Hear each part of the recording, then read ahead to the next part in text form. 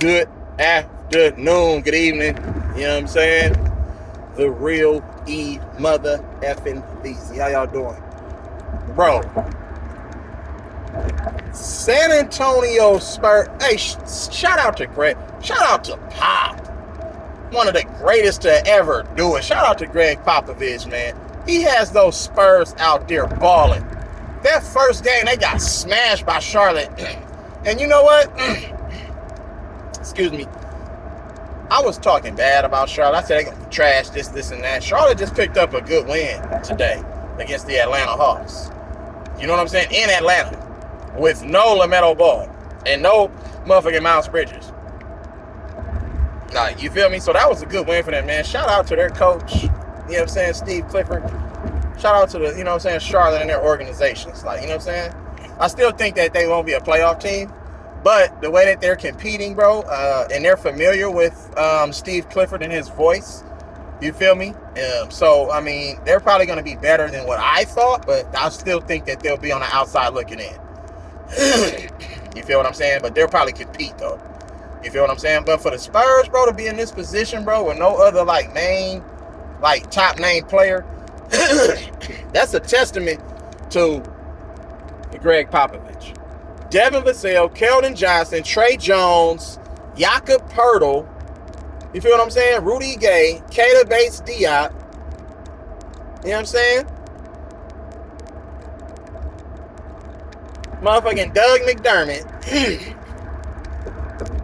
Need I keep going? Josh Richardson, Josh Primo. I mean, to do what they're doing, bro, it's early in the season. Yes, it's only a couple of games in. But to go into Philly, being a heavy-time underdog, and to actually control that game yesterday, that's big time. That's big time. And those players are learning how to win. They're learning how to lose. And Greg Popovich is starting over. And guess what? It takes time, you guys. Sometimes it just takes time to get back, you know what I'm saying, on that level. And Greg Popovich is starting over from the bottom, and he's showing really how good of a coach he really is. Now, coming from the other side of that game, Philadelphia, trash. I told y'all already, bro. I told y'all Philadelphia was done. You know what I'm saying? Before it even got started. Doc Rivers, bro, he doesn't know what he's doing. Everybody gives him all this high praise, but when you have great players on your team, of course, and high IQ players, they can figure it out while they're on the court because they're playing. But as far as winning chips, it's all about making adjustments. You know what I'm saying? It's all about making adjustments to the adjustment. Like, because sometimes you have to make 2, 3, and sometimes 4 adjustments within 4 quarters of a basketball game. Like when you're the real good coaches, you know what I'm saying? It's certain shit that you see that maybe, you know what I'm saying, your teammates or whatever on the floor might not see. And you can convey that message over to the team, and you can say, oh, we're going to do this instead of doing this. Let's do this over here. Boom. And then if they counter to what we're doing, then we're going to make another adjustment to their adjustment. That's a great coach. You feel me? But Philly, I don't know, man. I do not know about them, bro. Joel Embiid, he didn't even have a good game yesterday. See, I don't look at points and all these stats and say, oh, he had a good game. Joel Embiid took a lot of shots yesterday, right? And they were down, so his points was really not impactful. Like, because they were down most of the game, so most of his points came when, you know, maybe the defense let up a little bit and say, oh, we can give him a couple buckets here and there. But when they needed to buckle down and get stops and play deep, they did that. James Harden, trash cans. Get him out of here, coach. You know what I'm saying? Get him out of here, coach. Because all James Harden wants to do is dribble, step back. You know what I'm saying? James Harden is not going to play any defense. He's not going to do the necessary things that it takes to win a championship. Because he's not a championship type player. See, he sniffed that championship with OKC in that shortened season, but he played really bad in that championship. And that just tells me that he's not a championship type player. Because the pressure of the moment, see, when you don't have that big time pressure on you, it's easy to play when you don't have that pressure on you. Now, when you got that pressure and that expectation You know what I'm saying? It's a whole nother ball game, bro. You feel me? In Philadelphia, I know it's 3 games into the season, but I'm looking at how teams are playing and how they're losing. I mean, you speeding right into a death trap, bro. Where the fuck is you going? So, I'm looking at how teams are playing and the way that they're losing. Like the chemistry, cohesion, camaraderie, everything. It's not in sync over in Philly. It's just a bunch of individuals. You know what I'm saying? PJ Tucker couldn't have asked for a worse situation, and that's PJ Tucker's fault because you left a place like Miami. You know what I'm saying? Where you could have came back stronger since you battled and was banged up last season of the playoff. You could have ran that back with Miami. You know what I'm saying? And say, okay, let's do it. We healthy. We had a whole off season to recuperate, get our bodies right, get our minds right, work on our games. You know what I'm saying? Give our family a little bit of time, take a little bit of time away from the game so we could come back. You feel me? Ready to go. But you decided to jump ship because of that money. You know what I'm saying? That's all it is. See, a lot of players be playing for this money. And I'm starting to realize that Tucker is not really that as impactful of a defensive player as people make him out to be. You see what I'm saying? Because when they needed him the most last year, he got torched and cooked by motherfucking the best player in the league, Jason Tatum. And then this year, he been getting cooked. Every player he played against and cooked him already. Mind you, Jason Tatum again cooked him. You feel me? And then ever since that, he's just been, he's not that great of he's not that impactful as a defensive player as he used to be 3 and 4 or 5 years ago. Age, injuries, you know what I'm saying? That stuff matters. New players, new athleticism. You know what I'm saying? Different offensive schemes. So now it's just like, bro, what are you doing? You feel me?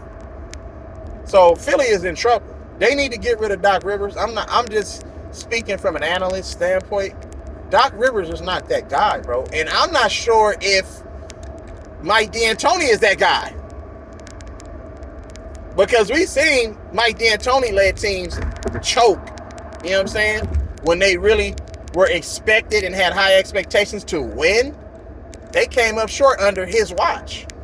They need to get somebody in there who's going to hold those players accountable, who's going to change it up and say, Joel Embiid, I need you more in the paint. See, yesterday he was more in the paint. That's the Joel Embiid that we need. We don't need the Joel Embiid. And you've seen from yesterday's game against San Antonio versus the other 2 games versus being on the perimeter versus being in the paint. So the other 2 games averaging less than 20, around 20 points a game, 21. To yesterday, he dropped 40 because he took some of those outside shots that he was taking in the first 2 games. He went into the paint. You know what I'm saying? And we've seen the results that he had yesterday, imposing his will, his physicality and everything. But it looks like he's still hobbling and he's out of shape and he's playing. They say he's going to play his way into shape as the season goes. But I'm just saying, sometimes you have to look back. It's a long season, but you look back on these games that you let get away from you, which you had chances to win these last 3 games, and you let get away. So when you're jockeying for playoff positioning, you might find yourself on the outside looking in. You can't throw away games. You know what I'm saying? You can't just say, oh, that we just going to give them that one. No. Don't give nobody nothing. Try to go out and win them games and execute and play at a high level every game. Compete on both ends of the floor, execute, you feel me? And have an attention to detail also. You feel what I'm saying?